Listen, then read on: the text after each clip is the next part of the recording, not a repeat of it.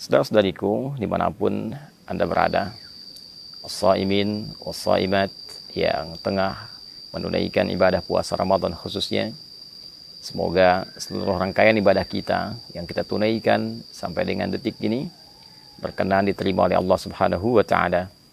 Baik puasa yang kita tunaikan dari mulai fajar tiba sampai dengan maghrib datang, pun demikian dengan ibadah malam kita, solat-solat kita, tilawah Quran kita, zikir kita, dan taubat kita kepada Allah Subhanahu wa Ta'ala. Semoga penerimaan terbaik di sisi Allah Subhanahu wa Ta'ala menghadirkan beragam keistimewaan yang dijanjikan oleh Allah Subhanahu wa Ta'ala dan Rasulullah sallallahu alaihi wasallam yang mempertegas itu semua dalam hadis beliau. Teman-teman sekalian, di antara ibadah yang penting di bulan Ramadan adalah ibadah yang ditunaikan di sepanjang malam Ramadan. Sebagian orang mengira bahwa puasa itu hanya terfokus pada ibadah siang saja. Saat seorang insan beriman mampu menahan lapar, menahan haus, menahan hasrat biologisnya dari mulai terbit fajar sampai dengan terbenam matahari di waktu maghrib. Namun demikian, Nabi SAW memberikan satu informasi yang sangat penting, sangat luar biasa mengenai satu amalan di malam-malam Ramadan yang bila kita tunaikan menghadirkan keistimewaan yang bahkan keistimewaan ini disampaikan dengan diksi yang serupa oleh Nabi SAW dengan rangkaian-rangkaian keutamaan yang mengiringi ibadah siang di bulan Ramadan. Dalam hadis riwayat Al-Bukhari, bahkan dalam selisih yang tidak banyak di penomoran hadisnya melalui rawi atau periwayat yang sama, yaitu sahabat Abu Hurairah radhiyallahu taala anhu dari Nabi sallallahu alaihi wasallam. Kala beliau sallallahu alaihi wasallam menginformasikan tentang keutamaan Ramadan, beliau bersabda, "Man shama Ramadhana imanan wa ihtisaban, ghufira lahu ma taqaddama min dhanbi." Siapapun yang menunaikan puasa Ramadan, jadi khusus dikerjakan di bulan Ramadan, seperti pernah saya sampaikan di pertemuan yang lalu, bukan menunjukkan puasa yang umum, Seninkah, Kamiskah, Ayyamul Bid atau selainnya, tapi memang khusus dikerjakan di waktu Ramadan.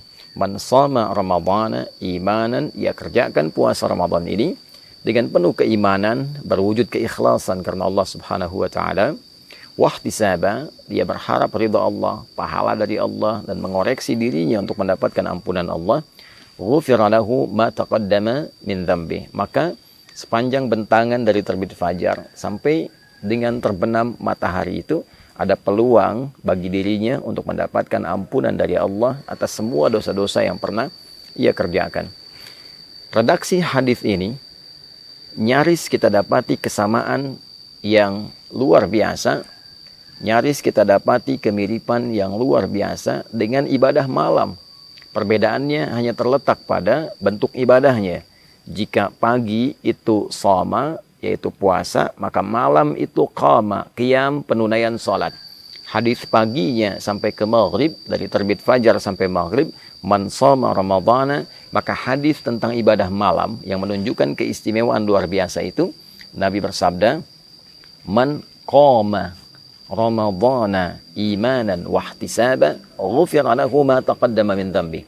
Siapapun yang menunaikan ibadah qiyam khusus di malam-malam Ramadan, qama Ramadhana. Jadi qiyam ini baik itu qiyamul lail sifatnya, baik itu tahajud ataupun witir, dikerjakannya khusus di malam-malam Ramadan, bukan di luar malam Ramadan. Bukan Al-Muharram, bukan Safar sampai dengan Rajab, ya, atau bahkan Syawal, atau bahkan kemudian Dzulqa'dah, Dzulhijjah. Ini khusus sepanjang malam Ramadan saja. Man qama Ramadhana, siapapun yang mampu menghidupkan malam Ramadan dengan menunaikan qiyam. Qiyam di sini dimaksudkan salat. Karena redaksi salat di dalam Al-Qur'an seringkali diiringi dengan turunan kata qama. Baik itu dari qamanya ataupun aqamanya. Aqama yuqimu iqamatan, aqimus salah, yuqimunas salah, aqimis salah. Bahkan sebelum salat ada iqamah. untuk memberikan isyarat kepada kita kesiapan untuk menghadirkan kekhusyuan sebelum menunaikannya. Man qama Ramadhana, siapapun yang menunaikan, menghidupkan malam Ramadan, menunaikan salat dengan penuh kekhusyuan, imanan, dan dia kerjakan salat ini karena Allah. Bukan karena trennya orang bangun, dia bangun. Bukan karena trennya orang menunaikan salat ini berjamaah, dia ikut berjamaah. Bukan karena trennya menunaikan salat di masjid fulan, masjid X, masjid yang ramai, lalu dia ikut ke situ hanya untuk mengupdate statusnya. Bukan. Dia kerjakan semua ini untuk mengharapkan ridha Allah Subhanahu wa taala. Wahtisaba, dan dengan keikhlasannya ini dia berharap benar ridha Allah, pahala dari Allah, seraya dia menghidupkan nilai evaluasi bagi dirinya. Dia evaluasi dirinya, dia bermuhasabah. Ghufira lahu ma taqaddama min dzambi. Sama persis kalimatnya. Maka ia berpeluang mendapat ampunan Allah Subhanahu wa taala dari semua dosa yang pernah ia kerjakan selama hidupnya. Jadi antara ibadah siang dengan ibadah malam, satu ada keistimewaan yang serupa, yaitu sama-sama berpeluang menghadirkan ampunan Allah Subhanahu wa taala. Serupa dengan hadirnya peluang ampunan dosa dari Allah Subhanahu wa taala. Oleh karena itu, ibadah malam ini tidak boleh disia-siakan. Jadi sebagian ulama bahkan berkomentar jika ada orang yang menunaikan puasa di terbit fajar sampai dengan maghrib menjelang malam itu, dia menunaikan puasa dengan sempurna, benar puasanya. Tapi dia tidak mengerjakan qiyam di malam harinya, tidak menunaikan sholat di malam harinya, maka seakan ia tidak mendapatkan kesempurnaan Ramadan. Karena ia berpeluang mendapatkan ampunan di siang harinya, sementara malamnya dia tidak mendapatkan anugerah serupa karena tidak mengambil peluangnya. Jadi ini yang pertama. Itulah yang menjadikan beberapa sahabat sampai istri Nabi SAW, khususnya Sayyidah Aisyah radhiyallahu taala anha, begitu memburu kesempatan malam-malam Ramadan. Ya, karena selain ada ampunan dosa, ada peluang yang kedua, yaitu peluang mendapati malam Al-Qadar. Ya, peluang mendapati malam Al-Qadar. Karena ada hadis dengan redaksi yang lain yang memberikan penjelasan, memberikan tafsiran tentang keutamaan menunaikan ibadah salat di malam-malam Ramadan ini. Jadi kalau hadis pertama tadi, man qama Ramadhana imanan wa ihtisaba, maka hadis yang kedua, man qama Lailatul Qadri imanan wa ihtisaba, ghufira lahu ma taqaddama min dzambi. Jadi antara hadis satu dengan yang lainnya saling menafsirkan. Yang pertama menunjukkan jenis ibadahnya yaitu salat di malam-malam Ramadan. Yang kedua memberikan kesan bahwa di antara malam-malam penunaian Ramadan itu akan ada peluang satu malam yang istimewa, yaitu malam Al-Qadar.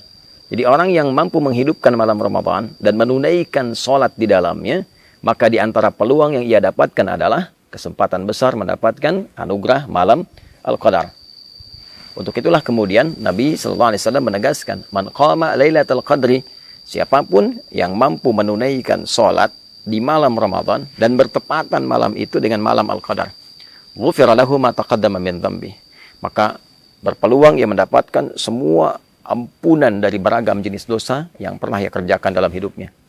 Sampai satu ketika Al-Imam At-Tirmidzi mendokumentasikan satu hadis yang riwayatnya tersambung pada Sayyidah Aisyah radhiyallahu taala anha dari Nabi sallallahu alaihi wasallam, satu keterangan ketika beliau bertanya kepada Nabi sallallahu alaihi wasallam, qalat atau kama qalat, ya Rasulullah, ara'aita in 'alimtu ayya lailatul qadri ma aqulu fiha.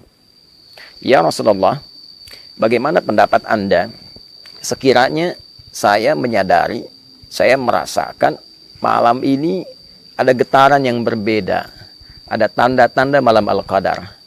Maka kalau saya sedang menghidupkan malamnya, kemudian merasakan aura itu, doa apa yang harus saya bacakan? Doa apa yang Anda bimbingkan? Maka Nabi SAW mengatakan, faquli, maka katakanlah dengan kekhusyuan, dengan penuh harap, Allahumma innaka afuun tuhibbul afwa fa'fu anni. Riwayat lain, Allahumma innaka afuun karim tuhibbul afwa fa'fu anni. Ya Allah, sungguh Engkau Maha Pemaaf, sungguh Engkau Maha Penghapus dari seluruh noda dan kotoran yang pernah dikerjakan oleh hamba-Mu ini. Tuhibbul afwa, dan engkau mencintai sifat maaf. Engkau mencintai hambamu yang menengadah kepadamu memohon pemaafan dan ampunan. Fa'fu anni, maka dengan segala sifat kelembutan kemuliaanmu ini dalam memberikan maaf, maafkan aku. Ampuni dosaku, hilangkan dan gugurkan seluruh kesalahanku. Nah, ini keutamaan ibadah di malam Ramadan. Jadi yang pertama, berpeluang menggugurkan dosa. Yang kedua, berpeluang mendapati malam Al-Qadar, dan bonusnya adalah ampunan dosa dari Allah Subhanahu wa taala. Adapun yang ketiga, ini yang paling menarik. Salat yang ditunaikan di malam Ramadan juga memberikan manfaat besar bagi kedamaian hati, ketenangan jiwa. Nah, orang-orang yang sering gelisah gitu kan, orang-orang yang diliputi oleh ketakutan berlebihan, ingin rapi, mendapatkan ketenangan jiwa, mendapatkan kedamaian, maka di antara tips yang disampaikan melalui riwayat-riwayat yang valid kepada kita adalah penunaian sholat di malam-malam Ramadan. Jika kita menunaikan satu ibadah, dan ibadah itu berdampak pada ketenangan jiwa kita, pada roh kita, roh yang mengisi nafas kita, jiwa kita, maka ibadah itu, pekerjaan itu disebut dengan tarwihah namanya. Rawwaha yurawwihu tarwihan. Wa tarwihatan sifatnya. Sesuatu yang bila dikerjakan memberikan ketenangan kepada jiwa. Bila kita kerjakan berkali-kali, sekali, dua kali, lalu jeda sebentar, lalu sambung lagi terus 3 kali, 4 kali, ada yang 11 kali, ada yang 23 kali, ada yang lebih daripada itu. Dia jamakkan hingga mendapatkan ketenangan dan kedamaian dalam hatinya itu, maka bentuk jamaknya disebut dengan tarawih. Itulah sebabnya sholat yang ditunaikan di malam-malam Ramadan disebut dengan tarawih, untuk memberikan kesan bahwa manfaat sholat ini, ya, selain sifatnya juga ditunaikan dengan ketenangan, manfaatnya adalah memberikan dampak kepada jiwa yang lebih damai, memberikan kondisi kepada jiwa yang lebih tenang. Jadi orang yang rajin menunaikan ibadah tarawih dan ditunaikan dalam keadaan tenang, dalam keadaan yang baik, itu dampaknya ke hati akan memberikan kedamaian yang tidak didapatkan dalam suasana-suasana yang lain. Itulah sebabnya kenapa ibadah ini diviralkan namanya dengan tarawih, untuk memberikan motivasi kepada kita. Ayo, supaya hati kita lebih tenang, lebih damai. Yang kedua, ayo lakukan dengan tenang, bacaannya yang baik, jangan buru-buru, jangan tergesa-gesa. Lakukan dengan penuh kedamaian sampai mendapatkan gelombang, frekuensi-frekuensi ke dalam jiwa kita yang menghunjamkan kedamaian pada hati. Cari imam-imam yang baik, yang memberikan getaran-getaran yang menenangkan kepada jiwa. Nah, itulah manfaat ibadah-ibadah yang ditunaikan di malam Ramadan, khususnya sholat yang kita hidupkan sepanjang malam Ramadan. Jadi sholat tarawih, qiyam Ramadan bukan ibadah biasa. Sholat ini berpeluang menghadirkan ampunan Allah Subhanahu wa taala. Sholat ini berpeluang menghadirkan keutamaan datangnya malam Al-Qadar. Sholat ini berpeluang memberikan kedamaian kepada jiwa. Masuk ke masjid dalam keadaan yang belum tentu damai sepenuhnya, pulang dalam keadaan yang tenang. Bila pun ajal tiba, wafat dalam keadaan tenang. Ditanya malaikat dalam keadaan tenang. Kembali kepada Allah dalam keadaan tenang. Itu diantara keutamaan yang tersaji dari menu-menu ibadah Ramadan. Pilihannya kembali kepada kita. Jika Allah sudah membentangkan siang dan malam dengan beragam keistimewaan yang menghadirkan rahmatnya untuk mengembalikan kita dalam keadaan yang mulia, untuk menenangkan dan menghunjamkan kedamaian pada jiwa kita, untuk memberikan pahala yang bahkan melebihi 1000 bulan. Bila dengan itu semua belum tergerak kita untuk menyambutnya, maka dengan cara apa lagi Allah memberikan peluang kepada kita untuk mengembalikan diri kita dalam keadaan yang baik? Saudara-saudariku, kita diciptakan dalam fitrah yang baik. Kita diciptakan dalam kondisi yang mulia. Ramadan memberikan peluang kepada kita untuk mengembalikan kita dalam keadaan fitrah yang baik dan mulia itu. Mari kita menyambutnya, mari kita hidupkan, dan semoga Allah memberikan kekuatan kita untuk mengoptimalkan semua amalan dan keistimewaan yang tadi disampaikan. Allahumma taqabbal minna innaka antas sami'ul alim wa tub 'alaina innaka antat tawwabur rahim. Allahumma ij'alna min muqimis salah wa nakhussuka ya Allah warzuqna ya arhamar rahimin bil quwwah wal hubb ya arhamar rahimin bil quwwah wal hubb at-tam li iqamati at-tarawih mukhlishina lakad din ya rabbal alamin.